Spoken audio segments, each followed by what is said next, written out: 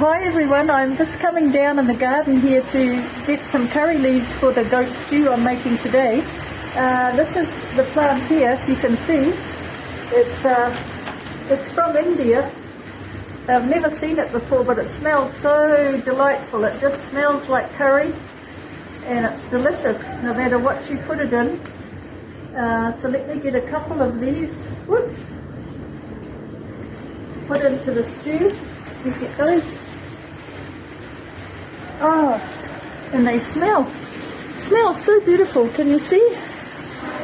Yes. So I'm preparing to get ready to make the goat stew. These are the curry leaves that I picked from down in the garden, and I cut some rosemary from my garden here too that I grow. I have a big bunch of rosemary. Then I've got tomatoes, a carrot and red pepper.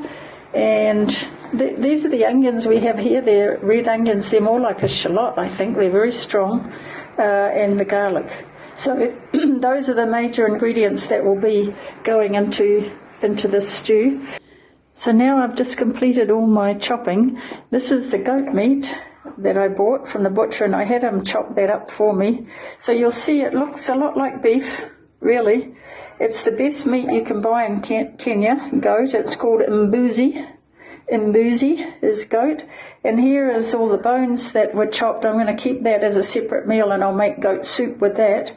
But we've got some nice meat. I got the upper part of the leg, the backside, so it should be a nice stew.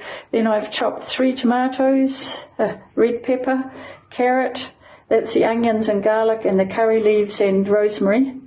So I'm ready to start cooking. So I added about 2 tablespoons of cooking oil, which over here we use Elantio. I use this one, it's one of the best ones, made from corn.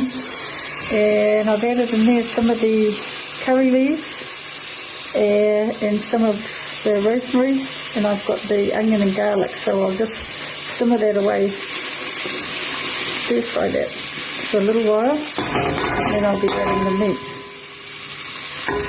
Now I've got all that lovely goat meat in there mixed up with the curry leaves and the garlic and onion, rosemary. I put some salt in there, so I'll let that brown for a little while now.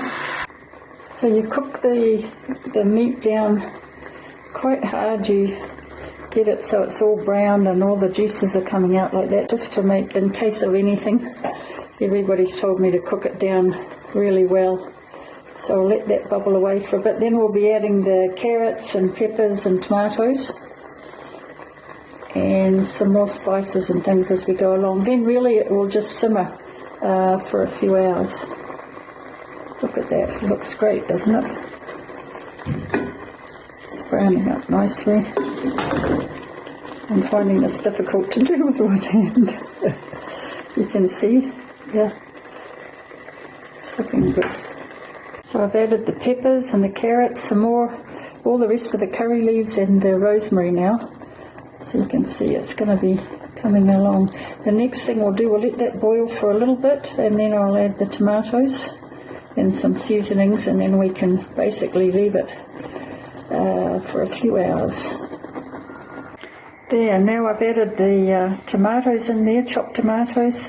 I added some soy sauce and Worcestershire sauce, and I added some of this is spice we use a lot here, Dana Jira, and it's cumin and coriander seeds mixed together, and a little salt.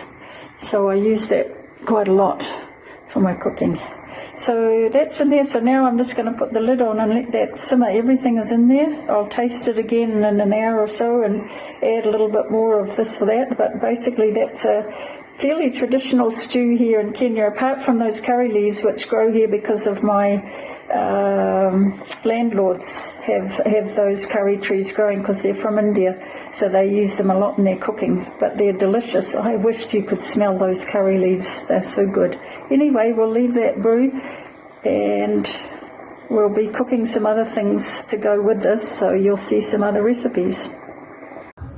So there we are, it's simmering away nicely now. Look at those colours in there. Looks wonderful, doesn't it? And it smells wonderful. I wish you were all here so you could smell it. This will be a great meal.